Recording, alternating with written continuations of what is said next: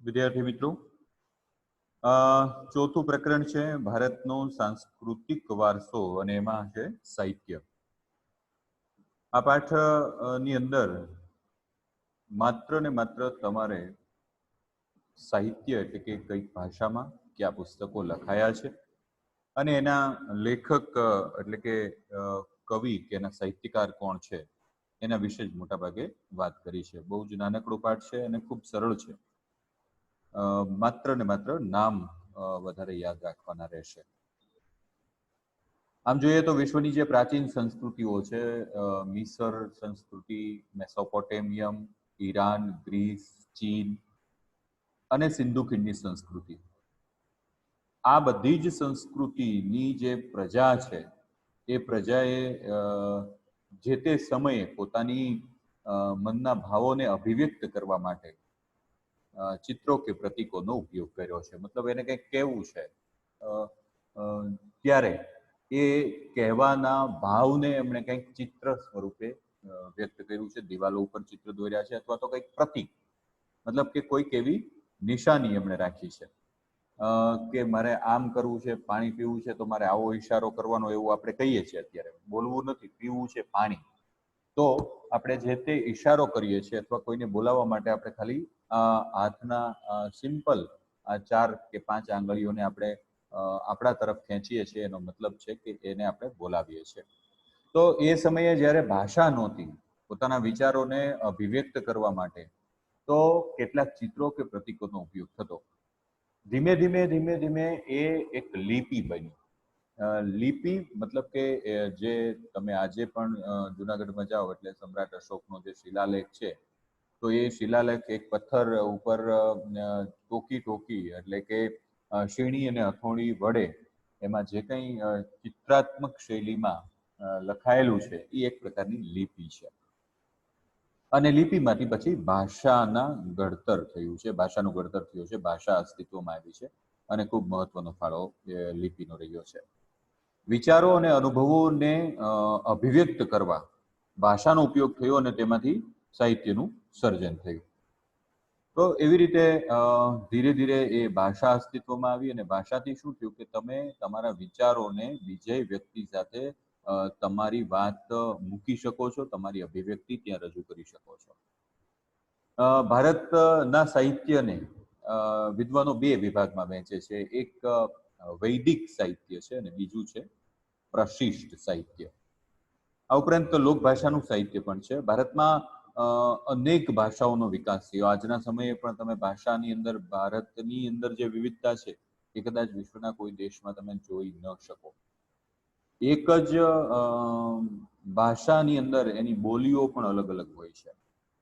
તો ભાષાની વિવિધતા, આમ તો 18 જેટલી ભાષાઓને તો આપણા બંધારણે માન્યતાઓ પણ આપી છે અને આપણી જે ચલણી નાણું છે જેમાં 18 ભાષાઓનો ઉલ્લેખ પણ કરવામાં આવ્યો છે. ભારતમાં એ રીતે જોઈએ તો લગભગ 500 થી પણ વધારે ભાષાઓનો ઉપયોગ વિવિધ પ્રકારના પ્રદેશમાં થાય છે અને એમાંથી કેટલીક ભાષાઓનું સાહિત્ય આજે લુપ્ત થયું છે.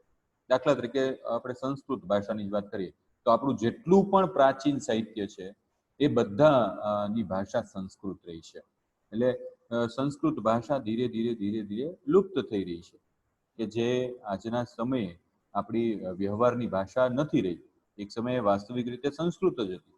આજે પણ આપણે માત્ર ગુજરાતીની વાત કરતા હોય તો ગુજરાતી ધીરે ધીરે ધીરે ધીરે ગુજરાતી ભાષામાં પણ એવા શબ્દો ઘર કરી બેસી ગયા છે જે વાસ્તવિક રીતે અન્ય ભાષાના છે. તો એવી રીતે મૂળ જે આપણી ભાષા છે એ સંસ્કૃત છે. હિન્દુ ધાર્મિક સાહિત્યની રચના સંસ્કૃત ભાષામાં થઈ છે અને આજે સંસ્કૃત છે ને એ બોલચાલની ભાષા રહી જ નથી. ભારતમાં અત્યારે બોલાતી મોટાભાગની ભાષા ઉપર સંસ્કૃત ભાષાનો જ પ્રભાવ છે. ભાષા અને સાહિત્યની આપણે વાત કરીએ તો ભારતની પ્રાચીન લિપિ એટલે હડપ્પા કાળની છે. જે આપણી સંસ્કૃતિ અને આપણી મૂળભૂત સંસ્કૃતિના જે અવશેષો આપણને જોવા મળ્યા છે એ અવશેષો ઉપરથી એવું તારણ આપણે કાઢી શક્યા છીએ કે એ સમયે હડપ્પા કાળની જે આપણી લિપિ હતી, જેને આજ દિન સુધી આપણે ઉકેલી શક્યા નથી કે એની અંદર શું કહેવા માંગે છે, એમાં શું ભાવ રહ્યો છે. આર્યોની સંસ્કૃત ભાષા ઇન્ડો યુરોપિયન જૂથની ભાષા તરીકે પણ ઓળખવામાં આવે છે. સંસ્કૃતના મહાન વ્યાકરણ શાસ્ત્રી પાણીની ખાસ યાદ રાખજો. અને એમણે સંસ્કૃત ભાષાને વૈજ્ઞાનિક ઓપ આપ્યો છે અને વિશ્વ કક્ષાએ સર્વ સ્વીકૃત જે કોમ્પ્યુટર ક્ષેત્રે ભાષા છે.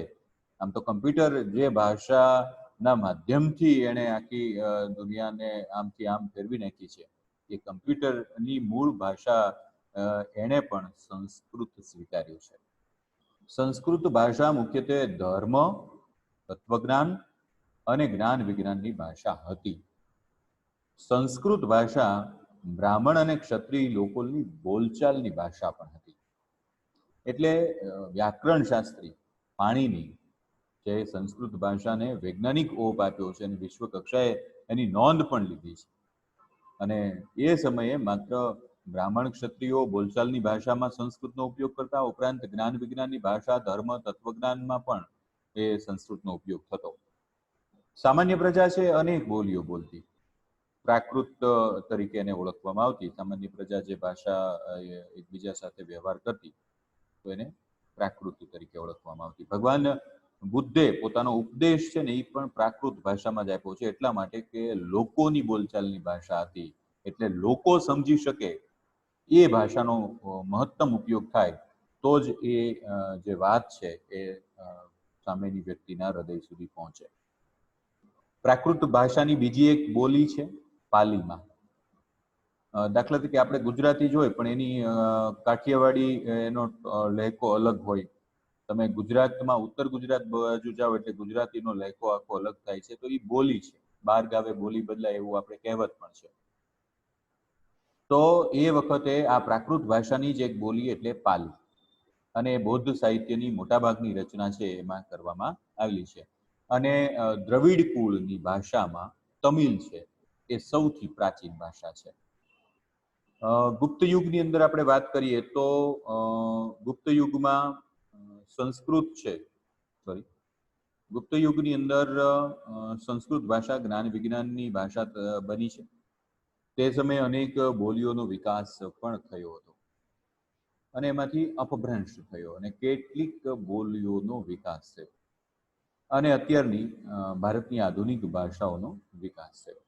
તો એવી રીતે સંસ્કૃતમાંથી જ આજે પણ કેટલાક ગુજરાતી ભાષાના શબ્દો છે એ સંસ્કૃતમાંથી ઉતરી આવ્યા છે, અથવા તો સંસ્કૃતના અપભ્રંશ થઈને એ ગુજરાતી ભાષામાં કે સંસ્કૃતના અપભ્રંશ થયેલા શબ્દો હિન્દી ભાષામાં પણ આપણે જોઈ શકીએ છીએ. એટલે ગુપ્ત યુગની અંદર સંસ્કૃત છે એ વધારે ફૂલે ફાલેલી આ ભાષા હતી. તુર્ક અને મુઘલ શાસન દરમિયાન અરબી અને ફારસી ભાષાનું ચલણ હતું. ફારસી ભાષા છે રાજદરબારની ભાષા બની અને 19મી સદી સુધી આ ભાષાનો ઉપયોગ થતો રહ્યો. મુઘલ સમયની વાત કરીએ તો ફારસીની સાથે ઉર્દુ અને હિન્દી ભાષાનો પણ વિકાસ થયેલો તુર્ક અને મુઘલ શાસન દરમિયાન. ત્યાર પછી આપણે ઉર્દુ ભાષા અને ઉત્તર અને દક્ષિણ ભારતના કેટલાક નગરોની ભાષા છે એ ઉર્દુ ભાષા એમને સ્વીકારી. ભારતીય ભાષાના વિકાસની અંદર વિદેશી ભાષાનું મહત્વનું યોગદાન પણ રહેલું છે. ભારતના બંધારણ પ્રમાણે માન્ય 18 ભાષાઓ છે અને ભારતમાં આ ઉપરાંત અનેક બોલીઓ બોલાય છે અને એટલે જ ભારતને બહુભાષી દેશ પણ કહેવાય છે. અને આમ તો એટલે જ આપણા દેશની અંદર વિવિધતામાં આટલી વિવિધતાઓ ભાષામાં હોય, એટલી જ વિવિધતા ખોરાકમાં હોય, રહેણી કહેણીમાં હોય, લોકોના પોશાકમાં હોય, અને છતાં ભારત એક છે એ વાતનો આજે પણ આપણે ગર્વ અનુભવીએ છીએ. પ્રાચીન ભાષા સાહિત્યની આપણે વાત કરીએ તો વેદો અને આરણ્યક. ભારતનો પ્રાચીન ગ્રંથ એટલે ઋગ્વેદ. આમ તો આપણા 4 વેદો છે, એમાંનો એક વેદ એટલે ઋગ્વેદ. ઋગ્વેદની અંદર 1028 ઋચાઓ છે. ખાસ યાદ રાખવા જેવી વાત આ છે કે નાના પ્રશ્નોની અંદર પૂછી શકાય. અને આ ઋચાઓમાં દેવોની સ્તુતિ કરવામાં આવી છે. યજ્ઞ પ્રસંગે ગાવામાં આવતી આ જે ઋચાઓ છે તેનો મોટા ભાગનો ઉપયોગ થતો. ઋગ્વેદ પછી બીજો વેદ છે સામવેદ, અને ત્રીજો અથર્વવેદ ને ચોથો યજુર્વેદ. અને ત્યાર પછી વેદોની રચના થઈ. એના પછી બ્રાહ્મણ ગ્રંથોની રચના કરવામાં આવી. બ્રાહ્મણ ગ્રંથોના પરિશિષ્ટને આરણ્યક ગ્રંથો પણ કહેવામાં આવે છે. આર્યણીય ગ્રંથો છે એ દાર્શનિક સાહિત્યનો પાયો છે. સામવેદ છે એ સંગીતની ગંગોત્રી તરીકે ઓળખવામાં આવે છે. એટલે આવી રીતે આ જુદા જુદા ગ્રંથો, વેદોની પછી બ્રાહ્મણ ગ્રંથો રચાયા અને એનું પરિશિષ્ટ છે એ આર્યણીય ગ્રંથો તરીકે આપણે ઓળખીએ છીએ. ઉપનિષદોમાં બ્રહ્માંડનો આરંભ, જીવન, મૃત્યુ, ભૌતિક અને આધ્યાત્મિક જગત, જ્ઞાન, પ્રકૃતિ, અનેક દાર્શનિક પ્રશ્નોનું વિવેચન કરવામાં આવ્યું છે. શરૂઆતના ઉપનિષદો ક્યાં ક્યાં છે? તો કે બૃહદારણ્ય અને છાંદોગ્ય. ઉપનિષદો સંવાદના સ્વરૂપમાં છે અને ઉપનિષદોમાં સરળ અને સુંદર વાક્યો દ્વારા ગહન વિચારો વ્યક્ત કરવામાં આવ્યા છે. વેદાંગ સાહિત્યમાં કર્મકાંડ છે, જ્યોતિષ, વ્યાકરણ અને ખગોળશાસ્ત્રનો સમાવેશ થાય છે. પાણિનીનો અષ્ટાધ્યાયી ગ્રંથ એ સંસ્કૃત ભાષાનો વિખ્યાત ગ્રંથ તરીકે ઓળખવામાં આવે છે. ભારતના બે મહાકાવ્યો છે, એક રામાયણ ને એક બીજું મહાભારત. રામાયણની રચના વાલ્મીકીએ કરી અને મહાભારતની રચના વેદ વ્યાસે કરી. મહાભારત છે વિશ્વનો સૌથી મોટો કાવ્ય સંગ્રહ છે, જેમાં 1,00,000 શ્લોકો છે. આ બધા જ નાના પ્રશ્નોની અંદર ઉપયોગી છે, એટલે ખાસ યાદ રાખજો. મહાભારતની અંદર પાંડવો અને કૌરવો વચ્ચેના યુદ્ધની કથાનું વર્ણન ત્યાં કરવામાં આવ્યું છે. શ્રીમદ ભાગવત ગીતા છે મહાભારતનો જ એક ભાગ છે અને ગીતામાં મોક્ષ પ્રાપ્તિના 3 જે માર્ગો છે, જ્ઞાન, કર્મ અને ભક્તિ, એ બતાવવામાં આવ્યા છે. રામાયણમાં અયોધ્યાના રાજા રામચંદ્રની કથા છે અને આ બંને ગ્રંથોની ભારતના લોકજીવન ઉપર ગાઢ અસર છે. ધાર્મિક અને લૌકિક સાહિત્યમાં પુરાણોએ આરંભિક વૈદિક સાહિત્યને હિન્દુ ધર્મનું સ્વરૂપ આપવામાં મહત્વનું યોગદાન આપ્યું છે. અને ત્યાર પછી આપણે વાત કરીએ તો આ સમયની અંદર શાસ્ત્રો અને સ્મૃતિ ગ્રંથો એ લખાયા છે. દાખલા તરીકે કૌટિલ્યનું અર્થશાસ્ત્ર. સ્મૃતિ ગ્રંથોમાં ધર્મ દ્વારા અનુમોદન થયું અને એના કર્તવ્યો, એના રિવાજો, નિયમો આપવામાં આવ્યા છે. તો વિદ્યાર્થી મિત્રો, અહીંયા આપણે જે વાત કરી છે એ આ પાઠનો એક પહેલો પાઠની ચર્ચા કરી.